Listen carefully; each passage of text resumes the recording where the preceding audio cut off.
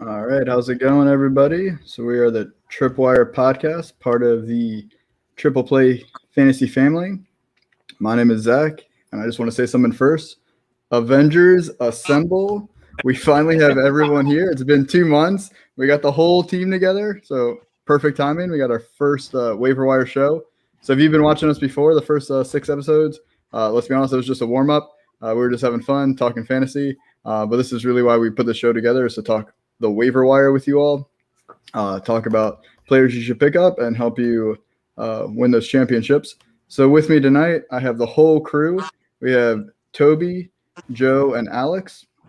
We're going to be coming to you guys every Monday night around 8 p.m. We'll be on Twitter, YouTube, and Facebook. And we will just basically talk to you about waiver wires real quick before we get to Monday Night Football. So if you're watching this live, awesome. If you're catching it on Tuesday, watch it, set your waivers for Wednesday, and you're good to go. And we'll be doing this for you every week through the regular season. So you don't win your league at the draft. It is about making the right moves on the waiver wire that wins you championships, and we are here to help you win championships. So with that, before we talk waivers, there's something really important we need to get out of the way first. So if you caught a show, I don't even think we talked on the show, honestly. I think it was after the show we talked it. But Alex is an Eagles fan, which there's nothing wrong with that other than I'm a Cowboys fan, but that's okay. And he loves Quez Watkins, which, again, nothing wrong with that. And so he was really passionate. And so Toby took up I don't even know what we decided the parameters of the bet. But basically, we were saying that Alex thought that Quez was going to go off. And honestly, it looked like that was going to happen when he was 3 for 3 on targets for 23 yards. 3 plays and stopped the count. Yeah, unfortunately, that's also what he finished at with 5.3 points in PPR and wide receiver 76. So Toby's going to win that bet. I apologize to my family and fans. They see me wearing Cowboys garbage. I'm just glad I don't have to wear a Steelers shirt. But we'll have lots of more bets this season, so it'll be fun. There's going to be so many more. Yeah. All right. So the players we're looking at anyone that's rostered in less than 50% of leagues through ESPN. Reason for that is we're trying to cover as many different types of leagues as we can. There's some of you out there might be in an 8-team league. You could be in a 16-team league. And depending on how deep your benches are, some of these players might not be available. We get that. Trust me, we're talking about some deep guys. But then we're going to be talking about some more shallower guys as well to kind of cover everybody. Also, our goal is to give you actionable information. So we'll also be talking about how much money you should spend on FAB or kind of your waiver priority, depending on how you do waivers. So you know what kind of ballpark you should be valuing these players at. So we're going to kick it off with quarterbacks first. So really, there wasn't much to choose from, honestly. Yeah. Coming off of week 1. So the first one is Jameis Winston. He's currently rostered in 26.2%. That's definitely going to go up. He's going to be probably one of the biggest risers this week.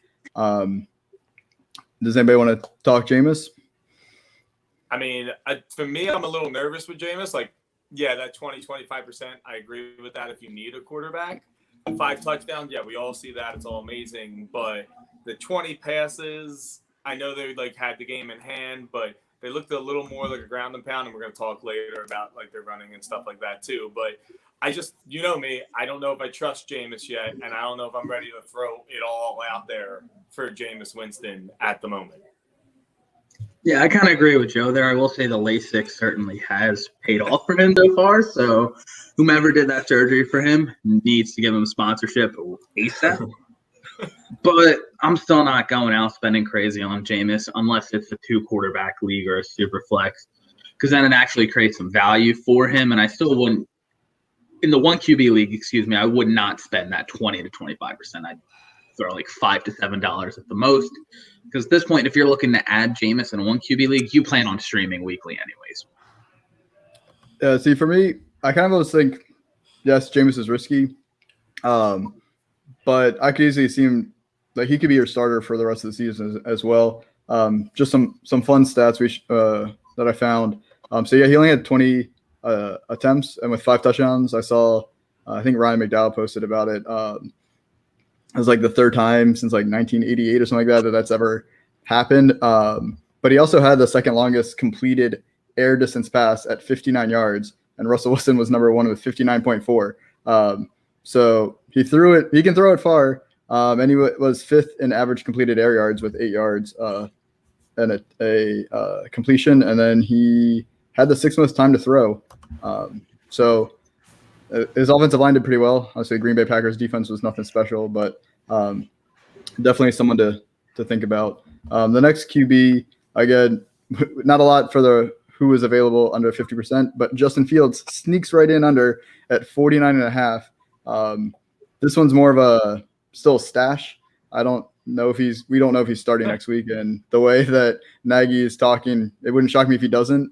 But I think we saw what he's capable of and how dynamic he can be. So this is one of those where you kind of stash and hold. If you can kind of sneak in, I put in there about 10%. You might even go lower if you're depending on what kind of league you're in, where you may be able to sneak one by somebody and let them sit on your bench, kind of like how everyone's drafting Trey Lance, and to stash him on your bench to hope that in a few weeks you can start using them.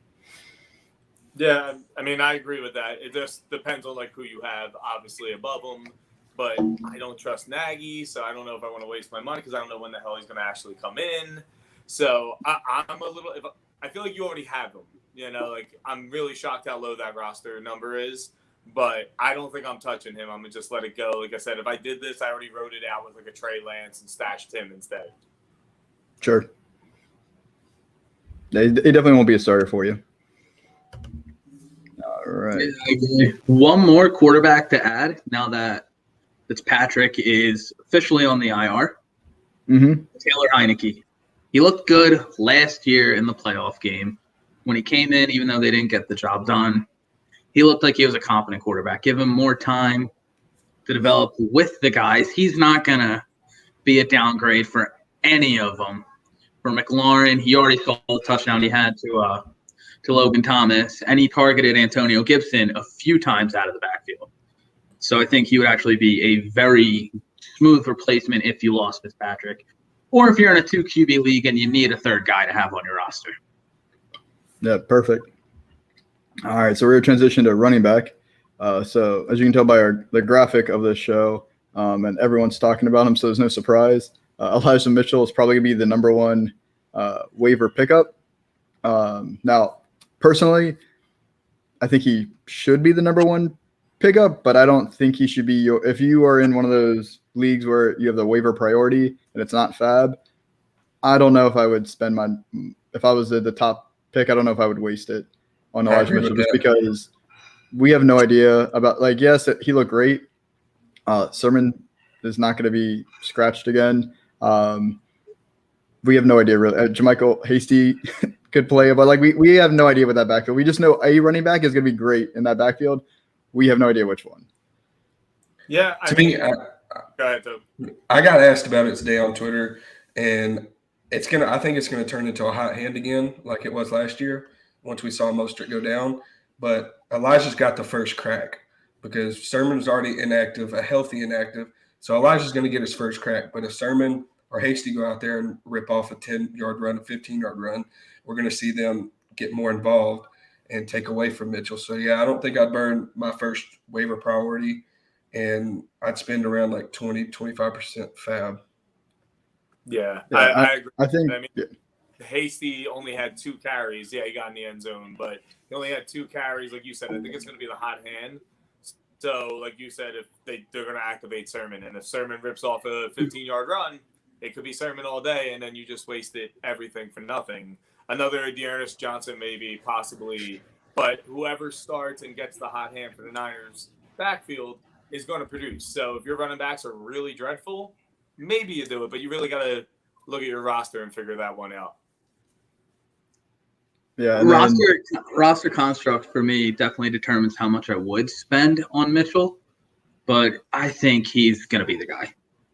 He could have given Hasty some more carries week 1. After the game, he said, hey, Elijah Mitchell was the best back in camp. He beat out Hasty. Sermon just wasn't ready to play at the NFL level. Mitchell has a similar athletic profile to what Mostert had, so they won't even need to change up the running scheme too much. So I think it'll just be a seamless transition. And you already saw him be productive week 1. I think it'll be like Phillip Lindsay his rookie year, where he essentially came out of nowhere and then just had the job all year long. So Yeah, my other thing is if you're looking long term, you still got to think about Jeff Wilson's going to come back, sometime after 6 weeks. Mostert eventually will come back if he can stay healthy. So for me, it definitely seems like a good short term play, but with risk still. And then long term, we don't know if it's going to pay off or not because I think he still is a rookie. He doesn't have the great draft capital. And so for me, you want a piece of that running back core, but I don't know I don't know if I'd spend too much on him. Yeah, but going back to the draft capital, Hasty was undrafted. Mostert was undrafted. Sermon was the only one with draft capital round 4 or earlier, and he was a round 3 pick. Yeah. So it seems like Shanahan doesn't really care about that draft capital notion. Otherwise, Ayuk would have been on the field over Trent Sheffield, but that's a whole other story. Yeah. So our next one, we have 2 Eagles fans on here, but I was actually the one who put this on the show sheet, but I'm assuming both of you agree with it. Is Kenneth Gainwell? Would either of you guys like to talk about your boy? I'm hyped for Kenneth Gamewell. Yeah, I mean, he got 25 snaps. Like, I'm not saying he's going to beat out Sanders because Sanders had the 47. The thing that's important was that Boston Scott didn't see the field. And he's playing the Niners. And who did the Niners just give up 2 pretty decent performances to with DeAndre Swift and Jamal Williams? I think the same thing could happen here where Sanders gets his play, Gainwell gets his as well. I'm not saying he's an all-year like fantasy person, but if you need something bad for next week, I think Gainwell can actually be something big in this game. Yeah, I agree. The Niners got carved up by the Lions running backs. Going to be a very similar game plan to what Sirianni approaches with this upcoming week.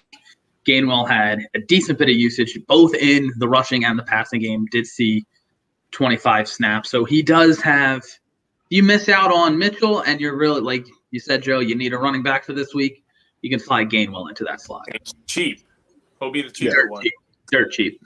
Yeah, and the stat that jumped out at me that I found was he led the running backs on the team with 2 red zone rush attempts, and one of them ended up being a touchdown, and he also had another touchdown got called back from penalty. So, I mean, he was using the red zone. So, I mean, that's what you're looking for when you're trying to grab somebody off the waiver wire and throw him either on your bench to see what happens or throw him in your flex. So the next running back we have is Tony Jones Jr. from New Orleans. If that name doesn't sound familiar to you, he's now the backup to Kamara with Latavius Murray being cut and now being signed by the Ravens. He's playing tonight. So he's rostered in 14.5% of leagues. I assume those are all Kamara owners, but you never know. You don't have to spend a lot. We're recommending less than 3%. Most, depending on what kind of league you're in, some people won't even recognize him or know who he is. But for me, the fact that he had 35.5% of snap share, and during that snap share, he touched the ball 44% of the time.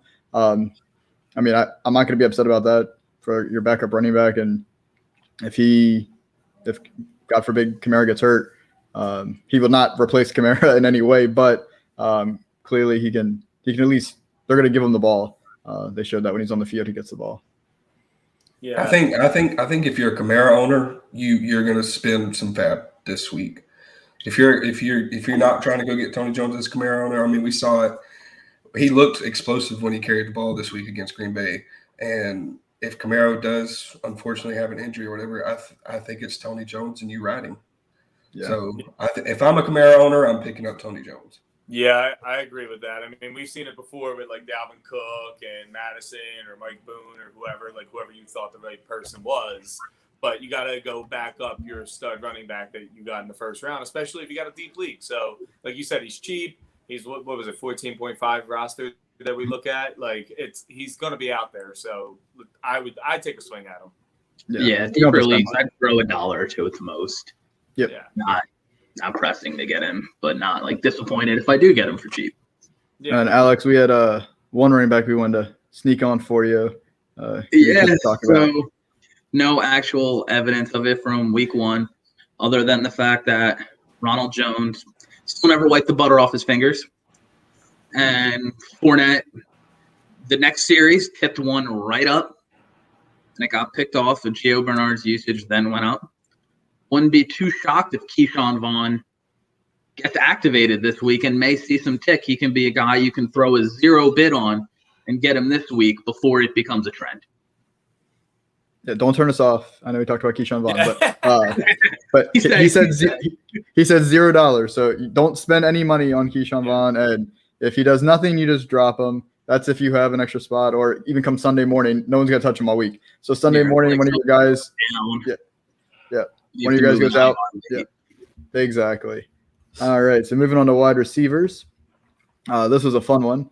Wide receivers always, for me, feels more fun on waiver wire. It's always running backs are like, okay, who got hurt? Okay, we're gonna grab him. But wide receivers, there's always somebody that's flashing. So the first one I want to talk about was last week's wide receiver 8, Sterling Shepard. Love Sterling Shepard. That's just Mr. Consistent. And I like that you said that, like, oh, there's someone who's always flashing, but Sterling just does his job. That's it. And when he has a Kenny Galladay and a Barkley there and he's not the main focus, then he really produces. And that's what I like about him. So I'm big. Like, I want Sterling Shepard out of this whole list of people. I have him drafted in a lot of leagues, actually, but I want him if I can find him on the waiver wire. It's not a question for me. No, I agree. Going back, I think it was his last 17 or 18 full games. He's seen at least 6 targets. Yeah. And he was productive with them so far this year. Granted, only 1 week. So he does have that flex appeal option for you. Most leagues, you're looking for that guy who a floor, but has the potential for that boom week to steal you a week. So he would be the type of guy that I'd be willing to throw a little bit at. Yeah, he was 95% snap share, which you love to see, so he doesn't come off the field. And he was 15th targets in week 1 with 9, which at this point, when you're looking at the waiver wire, you're looking for target share, snap share, all those of who's getting the ball or who has an opportunity for the ball. So the next one we're going to talk about is Terrace Marshall Jr., which I know is a sore subject for our buddy David, who owes somebody $5 now. But he actually had a really good game. He just didn't score, which unfortunately is why David has to give someone $5. So he's rostered in 21% of leagues right now. But he had a 53.5 snap share, which is not bad when you're the wide receiver 3 on a team. And he led the team for wide receivers in red zone targets with 2, which led to 1 reception. Unfortunately, it was not a touchdown for David. He was also number 2 on the team in wide receiver targets. McCaffrey saw his 9. DJ Moore had 8. Marshall had 6. And Robbie Anderson saw his worst target share since he got to Carolina with a 9% target share. It's going to be a matter of when, not if, Terrace Marshall becomes that wide receiver 2. The whole narrative of, oh, Robbie played with Sam, he's going to be a target hog. It's just not going to happen. Yep. All right, we're moving on to the next one. It's a tough one. I'm not a big fan of Marshall, picking him up this week. Yeah. There's some other guys here that I think I'd rather take a stab at than the 4th option on that offense. Yeah. I understand. From a standpoint, because I feel like Robbie's target share is going to go up at least a little bit into the next week. I'd rather have the next 2 guys. He's not a bad stash. Yeah. Speaking of 4th option on offense, next one is Rondale Moore. But he was explosive. So he only ran 14. He only had 14 snaps, but he ran all 14 snaps on a route. Had 4 receptions on 5 targets, a red zone target. To me, the biggest for him was just how dynamic he was. He was 4th in the NFL in week 1 in separation at the catch with 5 yards, and then he was 1st in the NFL in yards after catch per reception with 16.1 yards, and 2nd in the NFL in average yak above expectation with 5.1 yards. So when he had the ball in his hands, he made the most of it. That's what you want to see. Which is exactly what he did in Purdue. Yeah. AJ Green's toast. Yeah. Christian Kirk also saw 5 targets. He would be a good guy to add if for whatever reason you're in a really shallow league and he flipped through the draft. Him and Moore each saw 5 targets. Last year, they had 3 receivers go at least 80 targets or above: Kirk, Fitzgerald, and Hopkins. This year, it's going to be Rondale Moore sliding in there, and he is one of the more athletic freaks in the entire league. It's going to be sooner than later that Moore is going to be in your lineup weekly, and I honestly wouldn't be shocked if he sees at least 100 targets this year. Yeah, I want somebody in this offense if I don't have Kyler Murray or Nuke on my team. And without Larry Fitzgerald, and nothing against him, I know he was amazing for years, but without him clogging up a role in that offense, him and Kirk have a chance to shine. And I would take a stab at least one of them. You're going to get Kirk cheaper, I think, out of the two, because I just think like Rondale Moore has a bigger, more hyped name right now. Perfect. All right. So next one, Tim Patrick. I think a lot of people are going to be talking about KJ Hamler. And he's great. He's dynamic, very similar to Rondale Moore of his stature. He's small and fast, but for me, I prefer Tim Patrick, bigger body. We're talking about him because unfortunately Jerry Jeudy, fortunately it was only a high ankle sprain and nothing more serious, but he's gonna be out for at least 4 to 6 weeks. So right now there's a little bit of a void. Sutton's still coming back from his ACL from last year. He only had 1 catch for 14 yards. So that offense looked good with Teddy Bridgewater, surprisingly. And Tim Patrick has been known for being around the red zone and just making the play and catching the ball. So I don't know why he wouldn't just throw some money. Yeah, he showed us this last year too, when somebody went down. Yeah, yeah, he has the ability. I swear it's his boring name. If he had a more fun name, he would be more noticed. But he does his thing. He's like Sterling Shepard. He's consistent, but don't make him the one. Like, just put him off as a part of the offense, not the focal point. Yeah, I don't think you have to spend a lot either. No, I think more people are going to go after KJ Hamler in your league. So just slide in that little bit. I think both Patrick and Hamler are good ads this week. Mm-hmm. To see how that target share gets split up. Yeah, I just prefer going for the cheaper option. Fant can see an uptick with Jeudy out now. Yeah, and he looked good as well. So did Albert Akune look good. I was gonna wait till we got to tight ends, but I was gonna say But it was a perfect transition. We're gonna slide over to tight ends now. So would you like to talk about Alberto first? He's not on our board, but we can talk him. No, he just looked solid when he got called upon. His snap share will go up. Yeah. You'll see some more 12 personnel coming out of there. And he did look good when in there. Even I think he had 2 red zone targets in the game. So even as the number 2 tight end, having 2 red zone targets, it's something to look at. Yeah. In a deep league. Yeah, definitely. What that guy said. Jared Cook. I know I didn't really want to talk about Jared Cook, but it wasn't bad. He had 8 targets. Like, I missed all of that yesterday. And that was on 58% snap share. So he wasn't on he was on the field a majority of it, but he wasn't on the field that much. And he was tied for the most red zone targets by tight ends in week 1 for the NFL with 2. He's on the Chargers, right? Yeah, he's on the Chargers. Okay. Yeah, nobody talked about him because you got Keenan Allen, you got Austin Eckler, you got Mike Williams blew up. But yeah, Jared Cook even see the target, which was crazy.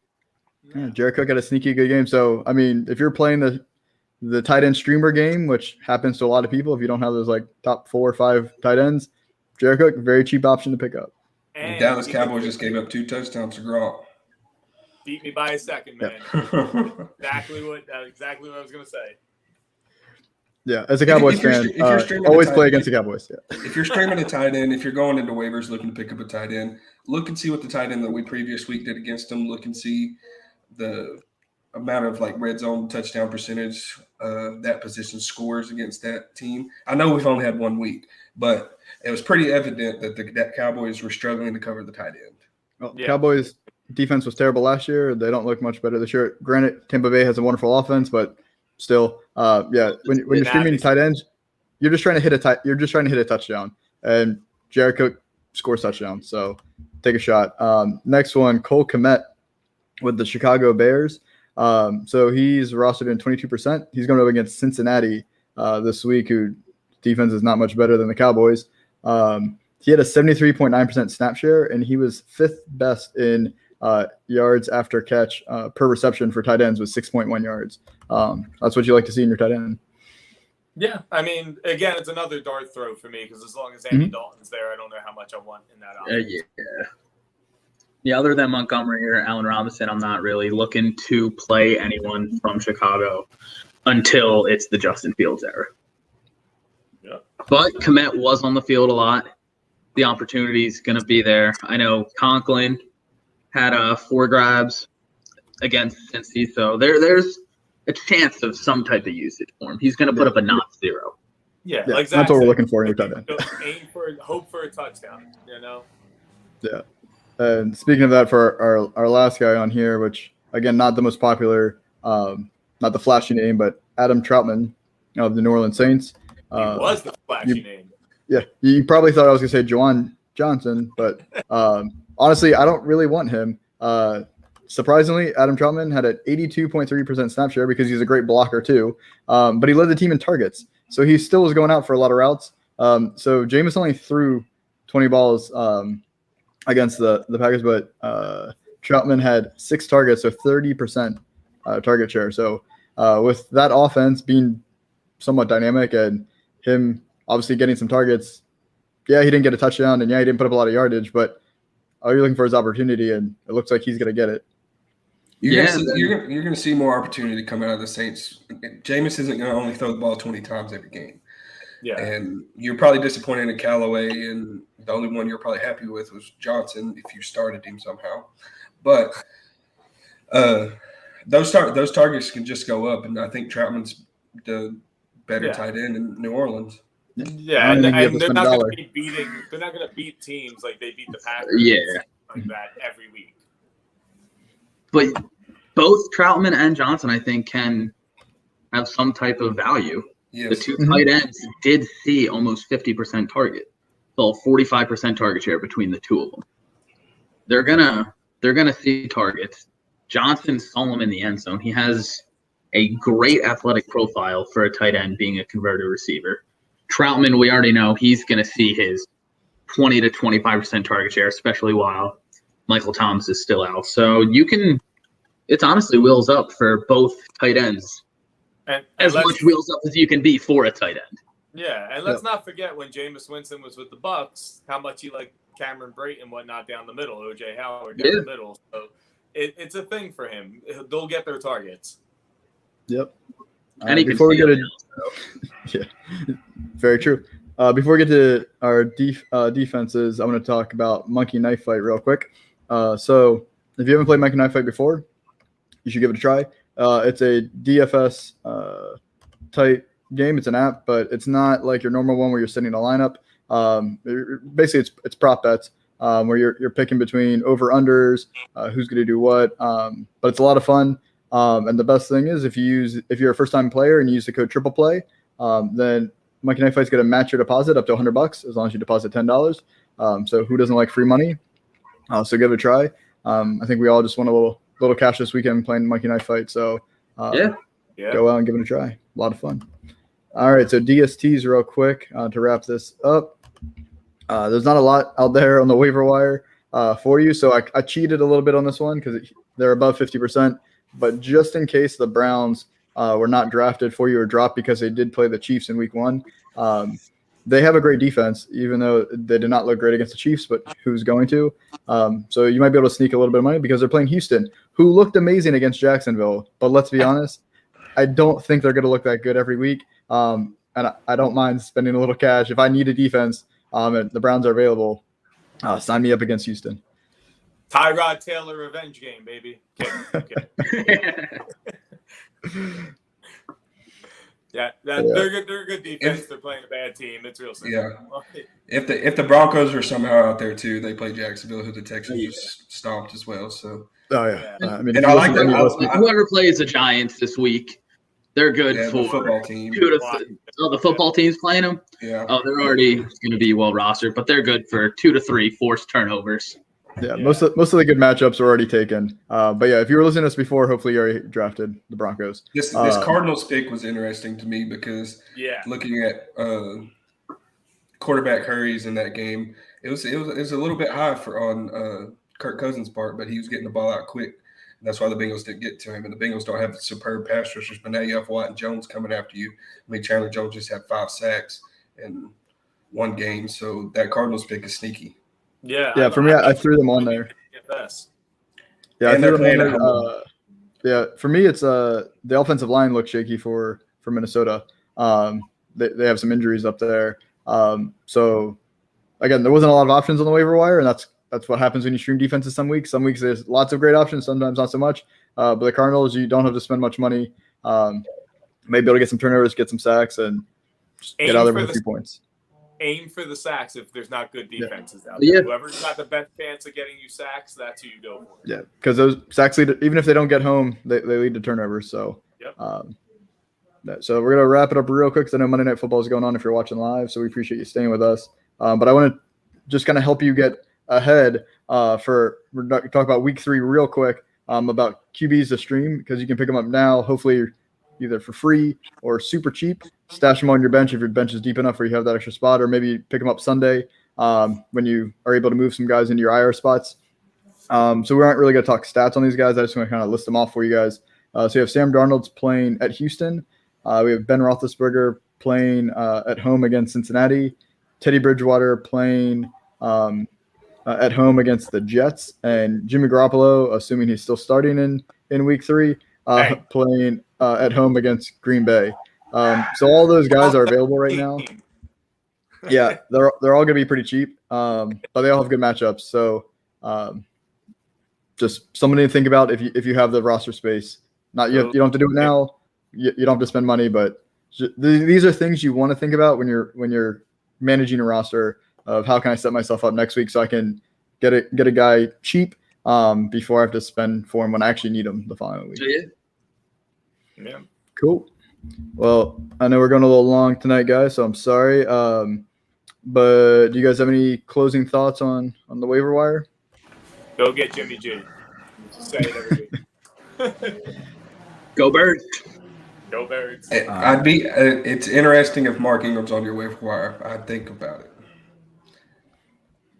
Yeah, my mouth a little bit. All 3 of them actually scored. Yeah, I think all 3 of them are a little interesting to look at. I like it. Yeah, that's fair. All right, guys. You guys have anything to plug real quick? Nah, I'm good for this week. Just basic stuff. Thursday Night Football showdown for me.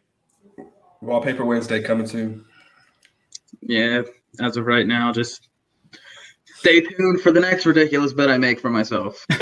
Perfect. Well, I did a defense article for Triple Play looking at the first 4 weeks of the season. So if you guys didn't see that last week, take a look at that. Denver was on there, so hopefully you already got them. But take a look because there's still 3 more weeks to apply for. And then every week I'll be having an article come out for Fantasy and Frames for QB and tight end streamers. So look out for that on Thursdays. And then for Triple Play Fantasy, tomorrow we got the week 2 breakdown. And then we have the latest Super Fantasy Bros episode. And then for baseball this week, we're celebrating our 100th episode. So that'll be an awesome show. Best way to support this show is to subscribe to the Triple Play Fantasy channel on YouTube so you don't miss any shows or any of the great content that we're putting out there.